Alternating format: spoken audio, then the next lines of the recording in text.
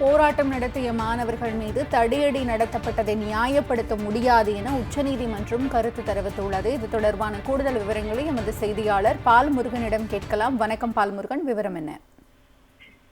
அதாவது டெல்லி போராட்டத்தின் மீது மாணவர்கள் மீது நடத்தப்பட்ட போலீஸ் வன்முறை தாக்குதல் தொடர்பாக 3 மனுக்கள் உச்சநீதிமன்றத்தில் தாக்கல் செய்யப்பட்டன.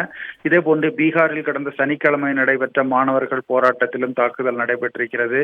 அந்த தொடர்பான வழக்கும் தாக்கல் செய்யப்பட்டன. இந்த வழக்குகளை அவசரமாக விசாரிக்க வேண்டும் என்று உச்சநீதிமன்றத்தில் வழக்கறிஞர்கள் முறையிட்டனர்.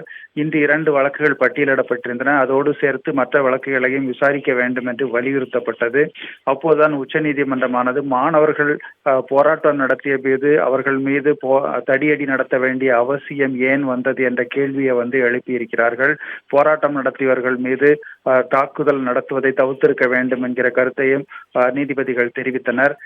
அப்போது வழக்கறிஞர்கள் இதே போன்று தாக்குதல் பீகாரிலும் நடைபெற்றிருக்கிறது. பீகாரில் மாணவர்கள் போராட்டம் நடத்திய போது அவர்கள் மீது AK-47 ரக துப்பாக்கி பயன்படுத்தப்பட்டிருக்கிறது. இது அத்துமீறல் என்று குறிப்பிட்டார்கள்.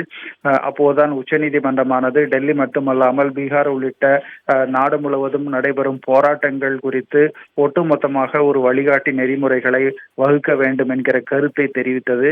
இது தொடர்பாக நாளை இந்த வழக்குகள் அனைத்தையும் விசாரணைக்கு எடுப்பதாக தெரிவித்தனர். நாளை விரிவான விசாரணை நடத்தி உரிய உத்தரவுகள் பிறப்பிக்கப்படும் என்று தற்போது உச்சநீதிமன்றம் உறுதியளித்திருக்கிறது. டெல்லி போராட்டத்தில் மாணவர்கள் மீதான தாக்குதல் உட்பட அனைத்து வழக்குகளும் நாளை விசாரணைக்கு எடுக்கப்படும் என்று உச்சநீதிமன்றம் தெரிவித்திருக்கிறது. அப்போது ஒன்றிய அரசினுடைய சொலிசிட்டர் ஜெனரல் துஷார் மேத்தாவும் ஆஜராக வேண்டும் என்றும் உச்சநீதிமன்றம் உத்தரவிட்டிருக்கிறது. தனலட்சுமி, உங்களுடைய அண்மை விவரங்களுக்கு நன்றி பால்முருகன்.